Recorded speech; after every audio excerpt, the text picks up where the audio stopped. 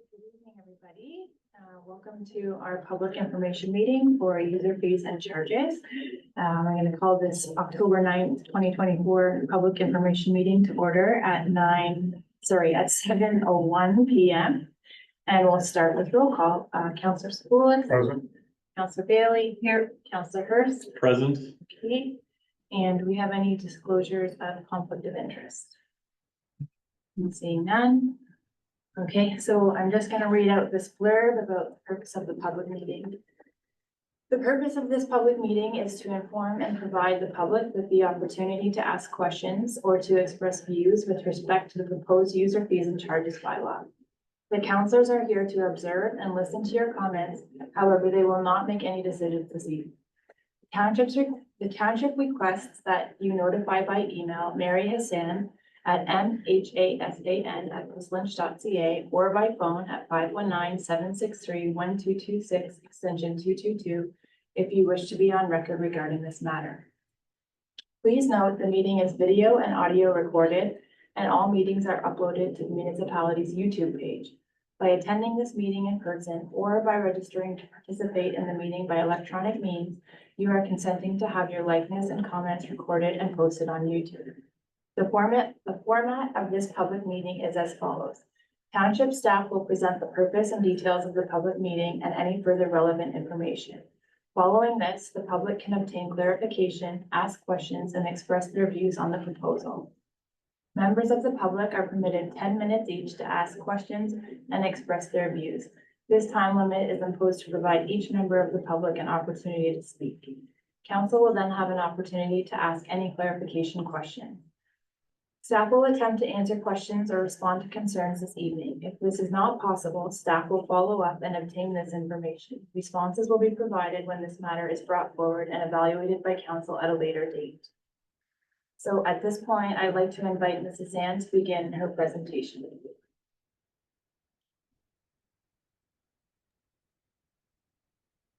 Good evening, council and the public.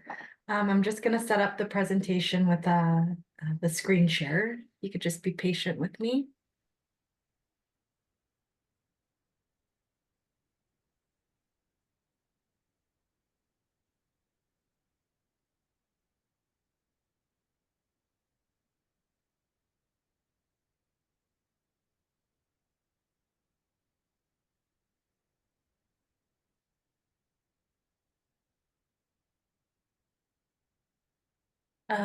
Does that look okay, Miss White Fox? It does, Mary. It's just also including, I think it's the presenter view because it's showing us your next slide, but there's no notes with it. So it might be fine the way you've done it, just depending on whether you want that sort of next slide viewed as well.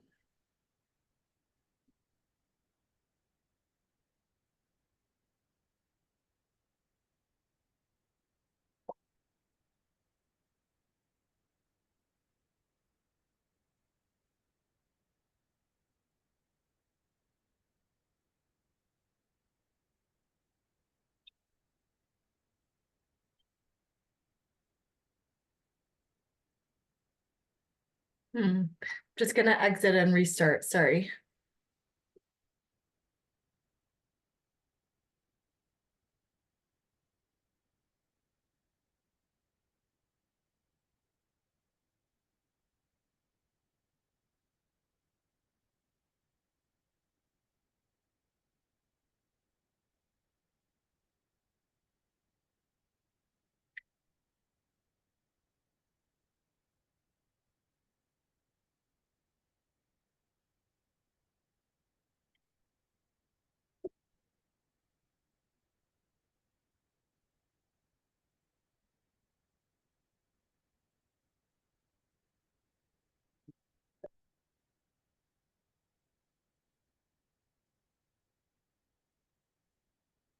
So Mary, it is still showing the same view. So depending on what you'd like, if I know we can share it on our end here, if that works better for you.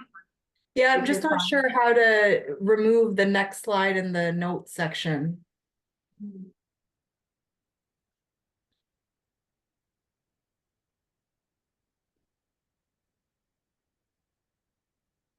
Oh, perhaps this way. Okay, I think I figured it out. Sorry about that.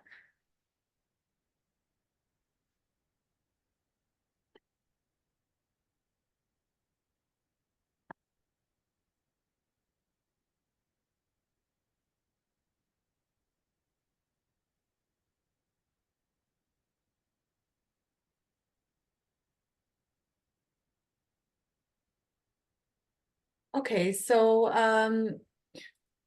I'll just start off with just kind of discussing the agenda for tonight. So where do township revenues come from? Why do we collect user fees? What changes are being proposed for 2025? We've also done a benchmarking analysis based on previous council direction. There's also been several engagement opportunities associated with this process, similar to previous years. And then we can end off with some feedback from the public.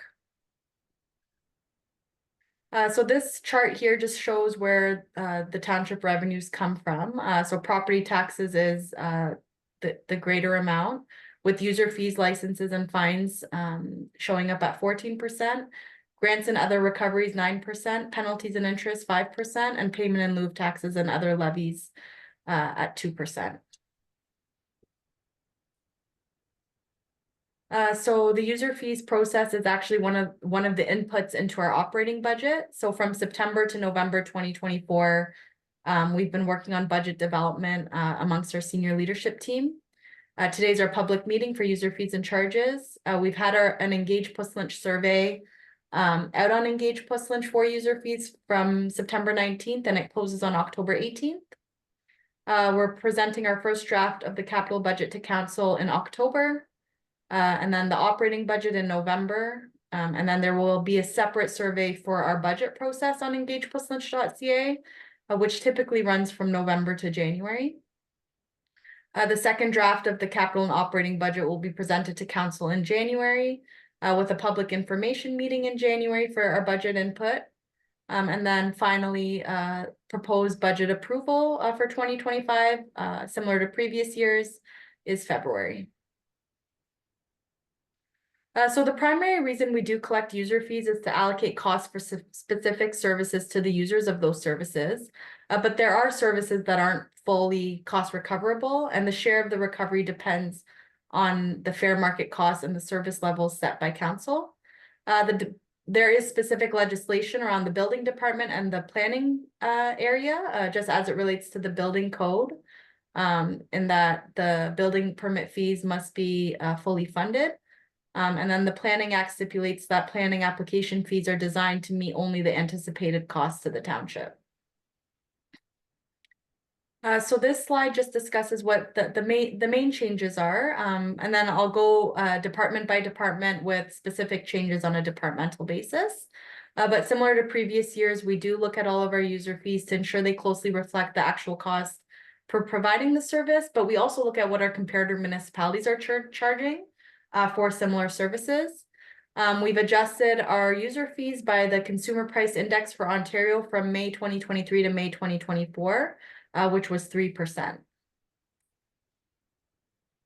So council at its meeting held on August 16th, 2023, directed staff to select 10 high-frequency user fees and just do a benchmarking analysis to see how our fees are comparable to other municipalities.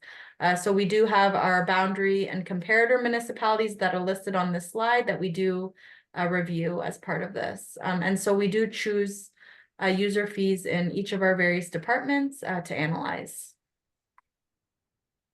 And so this slide here just discusses the various fees that were analyzed this year, what the average fee was, what the median fee was, what the fee was last year that the township approved, and then what the fee is proposed for this year based on the average and median fees.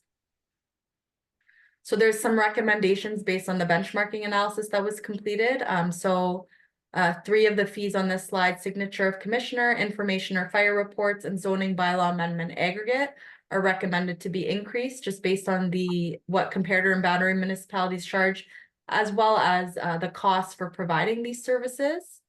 It was recommended that a new fee be established of $119 for a haul route permit, and this is to establish appropriate routes for fill to be moved in relation to site alteration work on township roads.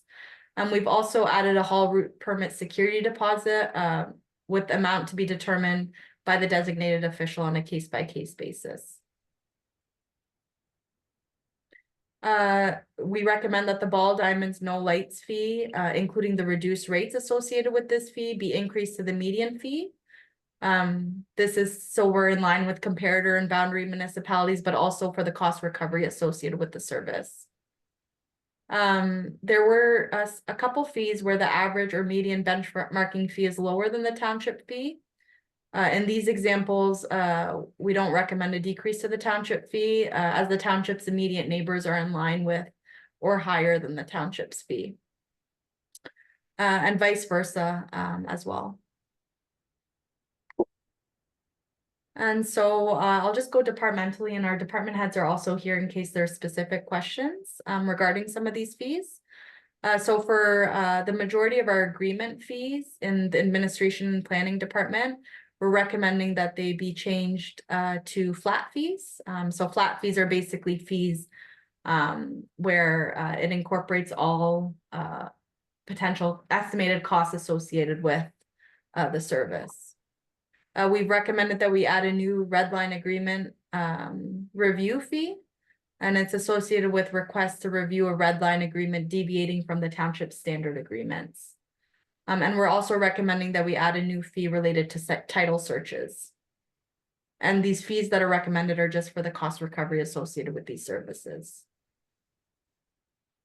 In the administration department, we are recommending that we add a new fee for logo pins. And that they be offered for sale to the public. So these are just township pins with our logo.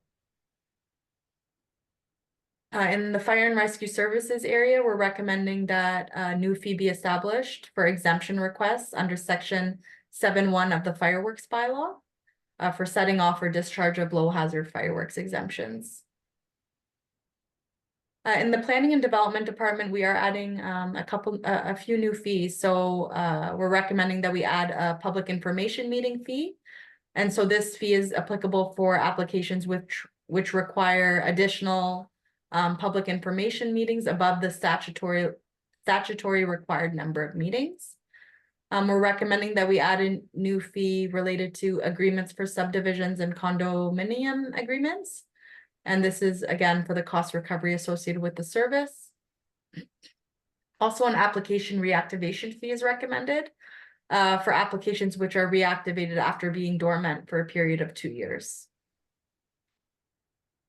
For our minor variance applications, since they are now processed in-house by township staff, they don't typically require review by third-party consultants. And so we're recommending that the fee be increased to a flat fee structure rather than an administrative fee structure in order to incorporate all of the estimated costs associated with these applications.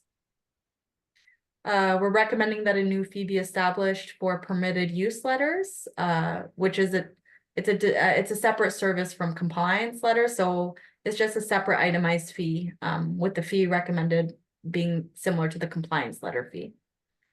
We're recommending that a new preliminary planning consultation fee be established, and in order to encourage applicants to apply for a subsequent related comprehensive development consultation, this fee will be credited towards a subsequent related comprehensive development consultation application.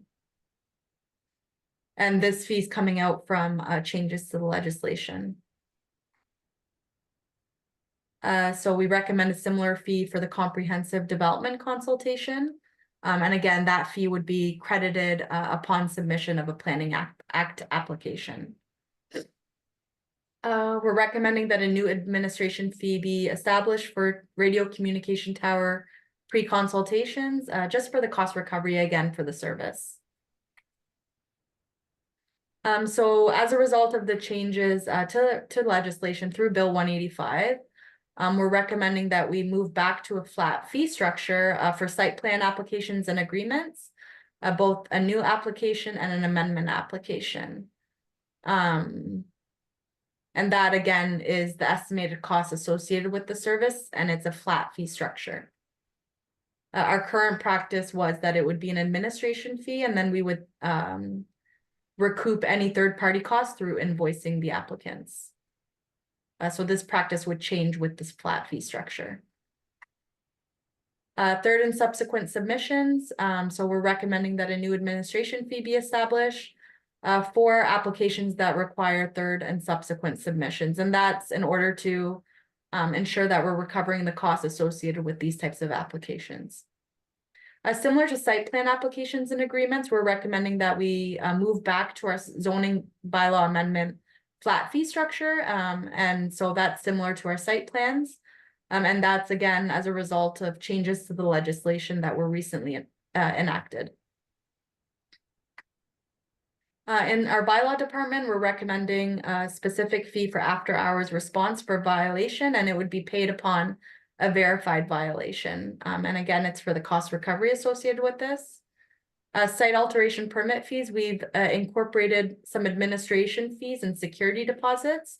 And these are all in accordance with the recent site alteration bylaw that was passed by council. We're also recommending that we add a new designated official meeting fee, and this is for the cost recovery associated with the service. In our parks department, we're recommending that we make some changes in terms of our baseball diamond rental processes. And one of these changes is in order to ensure the effective utilization of each baseball diamond, we're recommending that during our prime time slots, so 6 to 8 p.m. and 8 to 10 p.m., that the rentals be within those time slots. So also we've recently rehabilitated our tennis courts, and so we've just described what our current rental process is around our tennis courts, just on this slide. And yeah. Basically, a renter is able to rent 2 of the 3 tennis courts at one time. And council's authorized that the 3rd tennis court is available for rent by another renter or to the public for free drop-in use.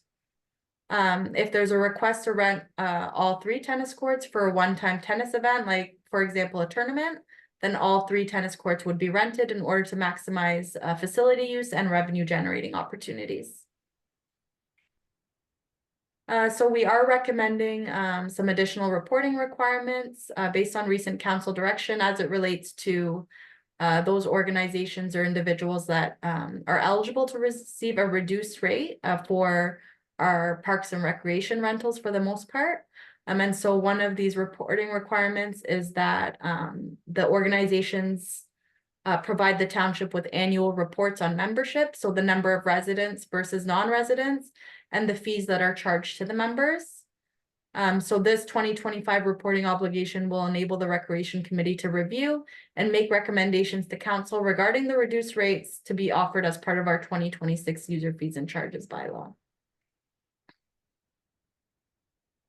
So this slide just describes what those reporting requirements will be. And so the proposed bylaw includes wording in terms of what these reporting requirements are. And so it includes submitting annual financial and participant reporting as a requirement in order to obtain a reduced rate, and that this reporting be submitted electronically on the township's website by 2 p.m. on the last business day of June, or to the attention of the Corporate Services Department, and the address is noted there. And so the reporting includes a list of participants, including each participant's residency, and financial reports for membership fees and or donations collected for the programming and services, including how the funds are used to support the program and service. So as I previously indicated, we have had several engagement opportunities associated with the 2025 proposed user fees and charges. So these proposed fees are going to our Recreation Advisory Committee for their input. We've had social media posts and advertisements on Facebook and Twitter. We've had our community engagement survey, which closes on October 18th at 12. We've had some postings on our website banner and on our budget page. And so that budget page right there has all of our budget documents for 2025 and previous years as well. We've advertised on the Wellington Advertiser. We've had our public information meeting today, and we've had some media releases regarding our Engage Plus Lunch survey. Okay, I'd be happy to answer any questions from the public or council. Okay, thank you, Mrs. Dan, for your presentation. At this point, we would normally ask if there are any persons in our gallery who may have questions. But as we can see, we have nobody here in our gallery today. So I don't think we need to go through that process. Ms. White Fox, would you be able to advise whether there are any attendees watching the meeting that would like to provide comments or ask questions regarding the presentation? Certainly, so we do have a member of the media in attendance, and perhaps if there's a question, if you can use your raise your hand feature, it's just located at the bottom of your screen, just near the middle.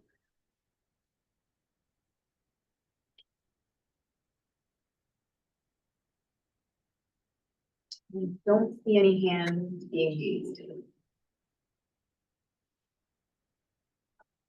Do we have any attendees, a public attendees? No, it's just the one attendee here who's media, member of media, yes.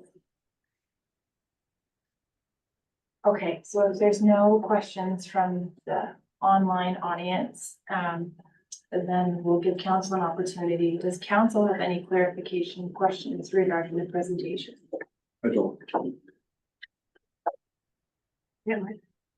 Just a question or maybe a comment. I had a member of the public ask, when we're doing the comparable rates for the tennis courts. The question was whether we had compared outdoor to outdoor courts or if indoor courts had been kind of included in that comparison. And I don't need an answer right now, but moving forward. So I believe we established the tennis court rate a couple years ago. And I believe it was mostly outdoor courts, but Miss White Fox, I believe it was your team who had looked at some of our comparator and boundary municipalities, perhaps. Would you remember or recall? Sorry, I don't recall, but we can bring that back and look into it if that's helpful when Yep. this comes back to council. Okay, that'd be great. The second one is a very similar question, and it was just how the ball diamond rates were established. When we're looking at municipalities nearby, they often have hardball. I think it's called hardball diamonds, and I understand they're built slightly different, so just wondered if we were comparing, is it softball? Is there a softball to softball or softball to hardball, and if that matters, if there's a difference? And maybe you can just let me know at a future date. Yeah, so for our baseball diamonds, we do charge the same fee for our various baseball diamonds. Like we don't differentiate between those types of ball diamonds. But when we were looking at comparators and boundary municipalities, we did look at comparable ball diamonds. Thank you. Thanks. Councilor Rivers, do you have any questions? You did. Thank you, Mrs. Sand. Thank you. So I guess maybe just one final check. There's nobody in the gallery that, Just our one member. okay. Well then, if nobody has any further clarification questions, then I declare this public meeting closed. Council will take no action on this matter tonight. Staff will be reporting at a later date with a recommendation for council's consideration. If you wish to receive further notification on this matter, notify by email Mary Hassan at mhassan@puslinch.ca or by phone at 519-763-1226 extension 222. Only those persons who leave their names will be provided further notification. If you wish to speak to the matter when it is brought before council in the future, you must register as a delegation with the township clerk prior to the meeting. And with that, we're closed.